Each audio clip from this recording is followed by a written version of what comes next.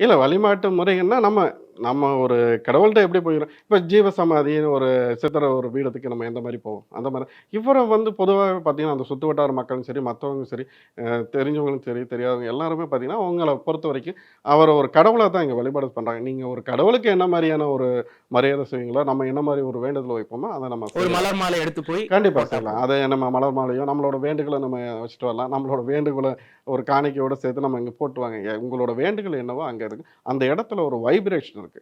அவரு முருகனாவே வாழ்ந்தவரு. அந்த இடத்துல போயி அந்த வைப்ரேஷன உணர்ந்தவன். எனக்கு ஒரு நல்லது, கெட்டதுங்கிறது எனக்கு தெரியும். அவரோட சமாதி, அவரோட அந்த அந்த இடத்துல அப்ப அந்த இடத்துல வந்து ஒரு வைப்ரேஷன், ஒரு பாசிட்டிவ் எனர்ஜி இருக்குங்கிறது ஒரு மாந்திரிகன்னு எனக்கு தெரியும். ஒரு ஆன்மீகவாதியா நான் உணர்ந்ததுனால அந்த ஒரு விஷயத்த சொல்றேன். இத செஞ்சு பலனடைங்க.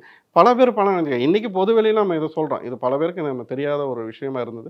இன்னைக்கு நம்ம மீடியாங்கிறதுனால நம்ம இந்த ஒரு விஷயம் செய்றோம். செஞ்சவங்க கண்டிப்பா அதனோட பலன அறுவடை செய்வாங்க.